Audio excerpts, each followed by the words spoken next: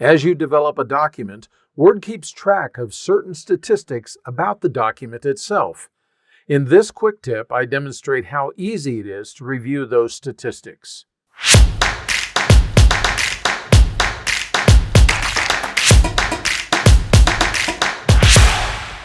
Word keeps track of an impressive array of statistics about your documents.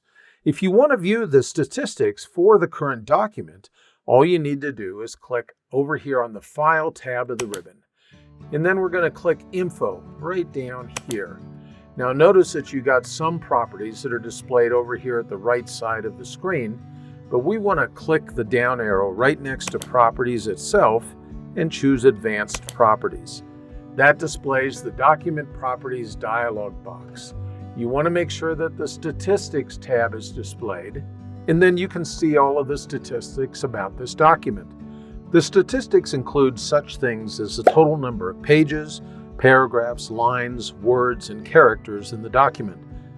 It also, though, keeps track of when the document was created, last modified, last accessed or opened, and when it was last printed. Some of these things don't show up in this document because I just created the document and haven't saved it yet.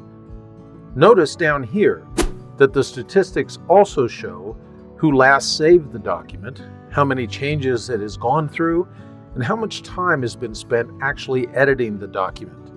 This last statistic is nothing more than the time that the document has been open within Word.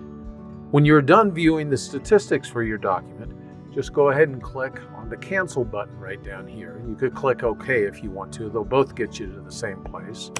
You're still in the back office area of Word, and you can press the Escape key to get back to your document itself.